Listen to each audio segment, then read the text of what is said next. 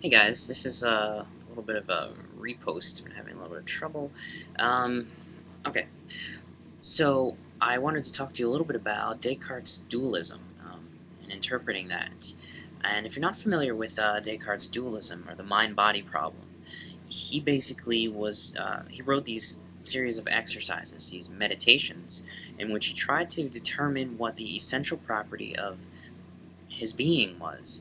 And he did this through sort of a process of negation, a mental exercise. He took an object and asked himself, what are the properties of the object? Let me list them, and let me take away the essential properties, or let me find what the essential properties are, so that when I take one away, the object no longer can exist. So we thought, well, this seems to make sense. I can do this with, say, a candle or any other object, so let me try to do it on myself. And basically what he came up with was that my essential property is thinking. I think, therefore I am. Or I think, comma, I am, which was the original description, with a comma. The comma that implied a therefore. I don't know. But at any rate, so he came to this conclusion because he was able to perceive himself without a body. And his line of thinking was, if I can imagine myself without a body, just like I can imagine a candle existing without, say, um, I don't know, its particular shape, well then maybe the candle can exist, and maybe that is not the essential property of the candle. So he thought that since he can conceive of himself without a body, we must not be our body. And if we're not our body, well, there's only a few more properties left. There's our thoughts, there's our feelings, and whatnot. And he came to the conclusion, of course, that it must be our thoughts that define who we are and help us be who we are. That's how we relate. It's how we exist. I think I am. And there is a certain degree of realization in this, because he began to see that if I can only prove that I'm real because I can think, I know myself and I'm thinking, therefore I'm real. I don't know if anybody else is real. I don't know if this world is real. Um, for all intents and purposes, people could be just automatons acting like human beings, but really there's no person within. And although this is somewhat related to some modern problems, it's related in a different way, and I'll connect the dot in a second. Um, so I wanted to bring up the point that in Eastern contemplative practice, there's something very similar called insight meditation. It's less of I don't know, a listing exercise or mental exercise of listing properties, but it's an explorative exercise in which you go into yourself during meditation. You sort of probe yourself. You check your emotions, you check your thoughts, and you ask, is that who I am? Am I my thoughts? Am I my feelings? Is that me? Is that my essential property? Is that who I am?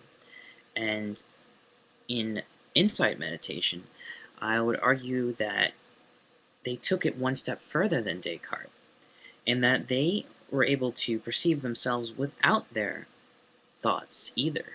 Um, there is something else, according to their definition. Okay, let's take it one step further. We perceive our thoughts, but who is the perceiver of those thoughts? There seems to be some other deeper layer, or a deeper essential property. But the problem, of course, with this seer, this bare consciousness, is that it doesn't really have any properties. Um, and that's because, of course, in Eastern meditation, they thought consciousness was beyond the world of form. It was the seeing. Um, it led us into a deeper, more sublime understanding of ourselves and reality. Um, and this, of course, has to do with enlightenment and so on and so forth. Uh, but to bring it back, Descartes almost did insight meditation, because he got to the point where he was able to take everything else away except for the thought.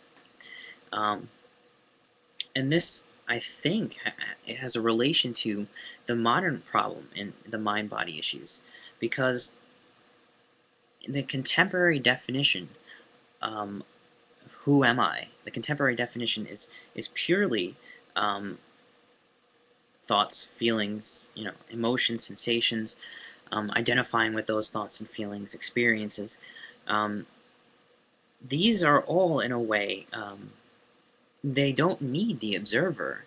We have no idea what the observer is, but by modern descriptions of who we are, it's not really taken into account or explored as much as I think it should be, because, in other words, we appear to just define consciousness by its apparatus, rather than explore this simple awareness that's in us, um, rather than I think I am. The Eastern contemplative might just say I am, and this I amness is beyond any kind of form, and therefore our essential property, our true nature, is beyond the realm of form and not contingent upon it. Um, and this idea, I think, is not as prevalent in Western thinking, and it's not really seen as anything particularly unique. Not as much. There have been people, for instance, Beyond Wallace is being an advocate of this big time in studying meditation, consciousness, and who we are. Um, but the problem, of course, anybody trying to understand consciousness, they don't know what it is. That we only can correlate thoughts and feelings, really, and this matrix of thoughts and feelings. But where is the observer in that matrix? Um, and I think the problem is we're still hanging on to this idea that consciousness is an object of attention rather than the attention itself. And that, of course, is creating a little bit of a split because we kind of reduce ourselves to our thoughts and our feelings. We identify too much with them, just as Descartes did the same thing, where he identified his essential property with his thoughts. We're doing it a little bit differently today because we think the essential property is physical things. Physical this, physical that.